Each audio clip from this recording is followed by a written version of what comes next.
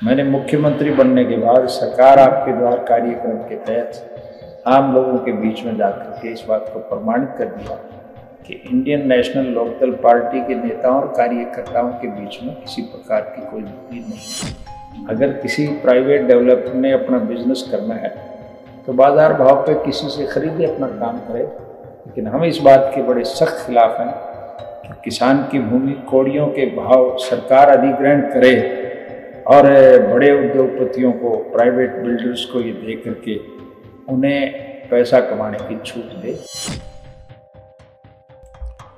Indian national Lokdal के अध्यक्ष और हरियाणा के पूर्व मुख्यमंत्री ओम प्रकाश चौटाला का शुक्रवार को गुरुग्राम में निधन हो गया।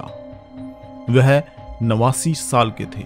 हरियाणा के 5 बार मुख्यमंत्री रहे और पूर्व उप प्रधानमंत्री देवीलाल के बेटे चौटाला को गुरुग्राम में उनके घर में दिल का दौरा पड़ा। इसके बाद उन्हें तुरंत अस्पताल ले जाया गया, लेकिन उन्हें बचाया नहीं जा सका। ओम प्रकाश चौटाला का जन्म 1 जनवरी 1935 को सिरसा के गांव चौटाला में हुआ था। आज अर्थ प्रकाश टीवी स्वर्गीय ओम प्रकाश चौटाला जी के संपूर्ण जीवन को दर्शाने वाला एक ऐसा साक्षात्कार दर्शकों के लिए पेश कर रहा है, जिस साक्षात्कार को वर्तमान में अर्थ प्रकाश के चीफ रिपोर्टर व राजनीतिक विश्लेषक स्वास्तिक शर्मा ने वर्ष 2006 में हिंद दर्शन टीवी और अब तक टीवी के माध्यम से लिया था। उस समय स्वास्तिक शर्मा इन चैनल्स में ब्यूरो चीफ हुआ करते थे। तो चलिए दिखाते हैं स्वर्गीय ओम प्रकाश चौटाला का यह इंटरव्यू। रूबरू देखने वाले तमाम दर्शकों को स्वास्तिक शर्मा और उनके सहयोगी विकास शर्मा का नमस्कार। आज हम उस हरियाणा की तरफ चलते हैं जिस जमीन ने इतने क्रांतिकारियों को जन्म दिया।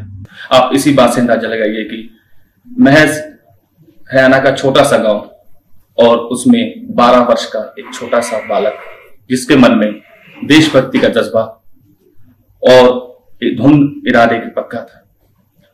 भारत माता को आजाद कराने का उनका सपना था और उस सपने में वो कामयाब हुए। वो इस सपने में कामयाब ही नहीं हुए, उसके बाद उन्होंने अपनी कर्मठ मेहनत से हिंदुस्तान की राजनीति पर एक अपना वर्चस्व, अपना एक प्रभाव छोड़ा। और यही नहीं, महज हरियाणा की 10 लोकसभा सीटों के ऊपर से वो हिंदुस्तान के उप प्रधानमंत्री तक पहुंचे। ये उनकी विलक्षण बुद्धि का प्रतीक था। जो वो अक्सर कहते थे कि सत्ता सुख भोगने के लिए नहीं, जनमानस के काम करने के लिए होता है। लोक राज लोक लाज से चलता है।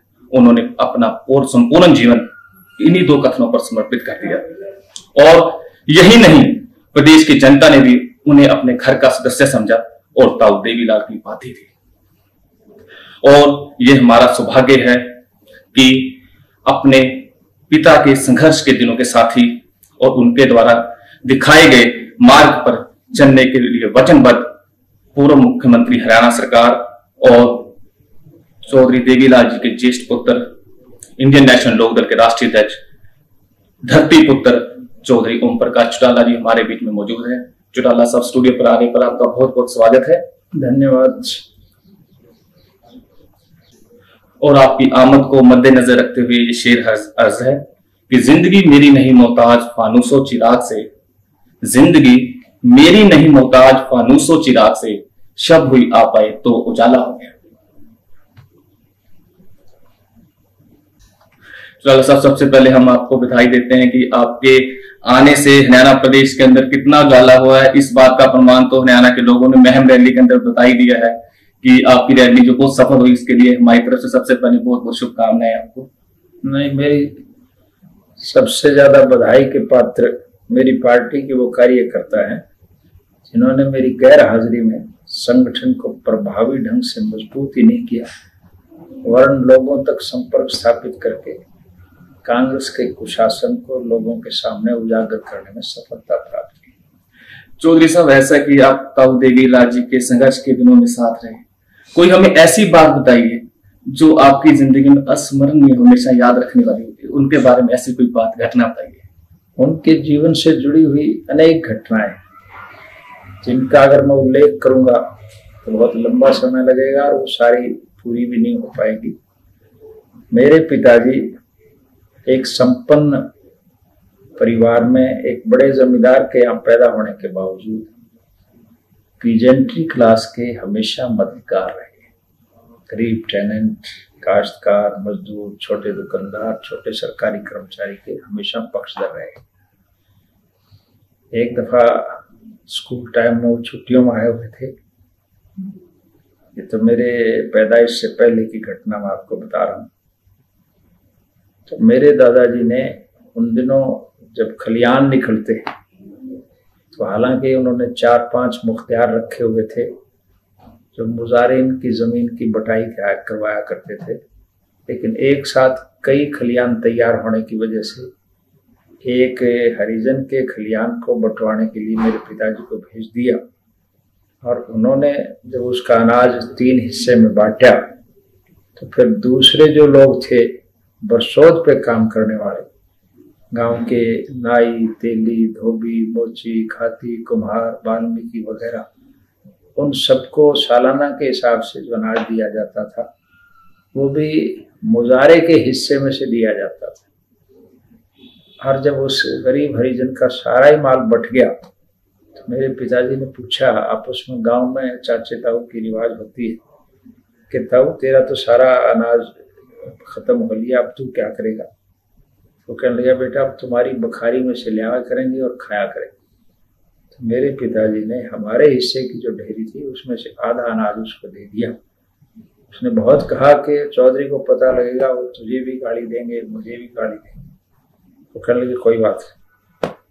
तो उसके बाद मेरे दादाजी को जब पता लगा तो उस बात से नाराज जरूर हुए, लेकिन चौधरी देवीलाल जी ने, मेरे पिताजी ने ये प्रमाणित बचपन से ही कर दिया था कि मैं गरीब टेनेंट पीजेंट्री क्लास का पक्षधर हूँ। चौधरी साहब, हाँ चौधरी साहब, जैसे हम जानते हैं कि INLD इंडियन नेशनल लोकदल ताऊ देवीलाल जी का सपना, और इस पार्टी की सबसे बड़ी खासियत ये है, हिंदुस्तान के अंदर सभी पार्टियां मानते हैं कि ये पार्टी पूर्ण रूप से एक अनुशासित पार्टी है, और आपने इस पार्टी में अनुशासन बरकरार रखने के लिए और बेहतर तरीके से रखने के लिए कौन से कदम उठाए हैं? और अक्सर ये होता है कि पार्टी के अंदर लीडर और कार्यकर्ता में कम्युनिकेशन गैप होता है, उसको दूर करने के लिए आपने कौन कौन से कदम उठाए, इसके बारे में बताइए। हमारी पार्टी से जुड़े हुए लोग वैचारिक तौर पर इंडियन नेशनल लोकदल की विचारधारा से सहमत हैं, इसलिए अनुशासित लोग ही हमारी पार्टी में शामिल होते हैं। इसलिए कहीं अनुशासनहीनता का प्रश्न नहीं आता है। तो दूसरा जो मेरा प्रश्न था वो होता है कि जो लीडर और कार्यकर्ताओं के बीच में कम्युनिकेशन गैप होता है उसको दूर करने के लिए वो नहीं है। हमारा सर्वप्रथम मेरे पिताजी ने मुख्यमंत्री बनने के बाद लोगों के मन में एक विश्वास पैदा कर दिया था कि तुम्हें सरकार के चक्कर काटने की जरूरत नहीं, सरकार स्वयं तुम्हारे दरवाजे पर आए। और उनके उस निर्णय से हर राजनेता को गरीब से गरीब की झोंपड़ी पे भी मस्तक नवाना पड़ता था। मैंने मुख्यमंत्री बनने के बाद सरकार आपके द्वार कार्यक्रम के तहत आम लोगों के बीच में जाकर के इस बात को प्रमाणित कर दिया कि इंडियन नेशनल लोकदल पार्टी के नेताओं और कार्यकर्ताओं के बीच में किसी प्रकार की कोई दूरी नहीं है। चौधरी साहब, कुछ समय से हरियाणा के अंदर रिलायंस मुद्दा बहुत चर्चित रहा है, और इसमें कुछ हद तक ये भी सुनने में आया कि उपजाऊ भूमि का अधिग्रहण हो रहा है, और इस मुद्दे के ऊपर INLD की क्या प्रतिक्रिया है? और अगर किसान फ्यूचर के अंदर ऐसा कोई आंदोलन छेड़ते हैं तो क्या आपकी पार्टी से उम्मीद रख सकते हैं कि आप उनका साथ देंगे? हमारी पार्टी का तो एक स्पष्ट निर्णय है कि हम किसान की भूमि किसी भी प्राइवेट डेवलपर को नहीं लेने। अगर किसी प्राइवेट डेवलपर ने अपना बिजनेस करना है तो बाजार भाव पे किसी से खरीदे, अपना काम करे, लेकिन हम इस बात के बड़े सख्त खिलाफ हैं कि किसान की भूमि कौड़ियों के भाव सरकार अधिग्रहण करे और बड़े उद्योगपतियों को, प्राइवेट बिल्डर्स को ये दे करके उन्हें पैसा कमाने की छूट दे।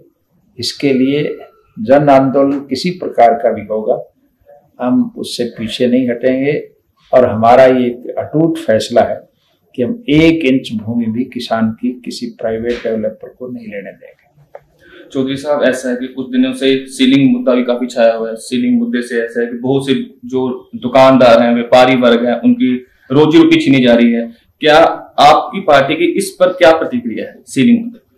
सरकार की जिम्मेवारी है कि जहां कहीं भी कोई नाजायज कंस्ट्रक्शन होती हो तो सरकार उसी समय उस पर रुकावट डाले, ना कि किसी को बिल्डिंग बनाने की छूट देने के बाद फिर उस पर सीलिंग लागू करे और फिर किसी न्यायालय की आड़ लेकर के गरीब आदमी के मकान तोड़ने का काम करे।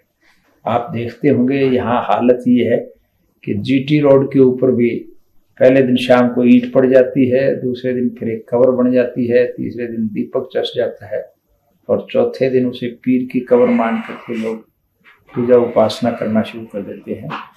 ये देश की सुरक्षा के लिए भी बड़ा घातक है। इसलिए इस प्रकार की नाजायज कंस्ट्रक्शन को रोकने की सरकार की जिम्मेवारी है। वो इस प्रकार का कार्यक्रम तय करे कि कोई इस प्रकार की बेकायदगी करे ही ना, लेकिन सत्ता से जुड़े हुए लोग स्वयं इलीगल कॉलोनियां काटते हैं, लोगों से पैसे लेते हैं और फिर उन गरीब आदमियों को जो पैसे खर्च करके अपने रहने का एक छोटा मोटा आवास बनाते हैं, उससे महरूम होना पड़ता है।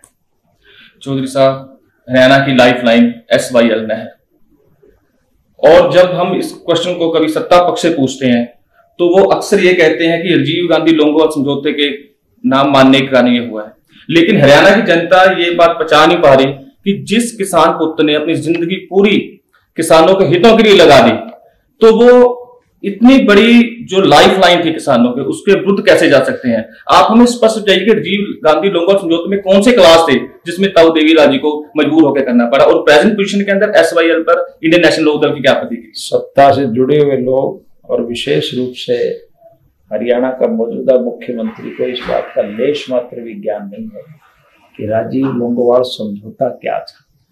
हमने राजीव लोंगोवाल समझौते की क्लाज 7 और 9 का विरोध किया था। उन क्लाजों को पढ़ने से अपने आप जाहिर हो जाता है कि हम हरियाणा की जीवन रेखा है SYL नहर, और SYL नहर का फैसला जब सरकार ने नहीं बनाया तो फिर हम सर्वोच्च न्यायालय में गए और सर्वोच्च न्यायालय ने अब हमारे पक्ष में फैसला किया हुआ है। और अब जिम्मेवारी केंद्र सरकार की है कि वो किस तरीके से SYL नहर को बनाए, पुलिस के माध्यम से बनाए, फौज के द्वारा बनाए या कोई और तरीका इख्तियार करे। देर सवेर निश्चित रूप से SYL नहर केंद्र सरकार की जेर निगरानी बनेगी। दुनिया की कोई ताकत उस नहर को बनने से नहीं रोक पाएगी, क्योंकि हरियाणा प्रदेश की SYL नहर के पानी में जो हिस्सा है वो उसे निश्चित रूप से मिलेगा। चौधरी साहब, एक क्वेश्चन मैं भी अपने तरफ से पूछना चाहूंगा कि हिंदुस्तान के इतिहास के अंदर 5 साल का वक्त मिला था शेरशाह सूरी को, उन्होंने 5 साल के अंदर इतने काम किए, और आपको भी 5 साल का वक्त मिला, आपने भी इतने कार्य किए हरियाणा के अंदर, और आपके बारे में एक खासियत है, हरियाणा की जनता आज भी कहती है कि जिस भवन का आपने शिलान्यास रखा उसी का आपने उद्घाटन किया। तो ये इस उम्र में आपको एनर्जी कहां से आती है इतना काम करने की, इसके बारे में हमें बताइए। एनर्जी मेरे खून में, राजनीति मेरे खून में। मेरे पिताजी भी उसी प्रकार से धुन के पक्के थे, वो जो निर्णय ले लिया करते थे उसे सिरे चढ़ाया करते थे। और हमारी भी यही सोच है कि गरीब किसान और कमेरे को भी दूसरे लोगों के समान सम्मानजनक जीवन व्यतीत करने का अवसर मिले और वो भी संसार की सारी सुख सुविधाएं उपलब्ध कर सके।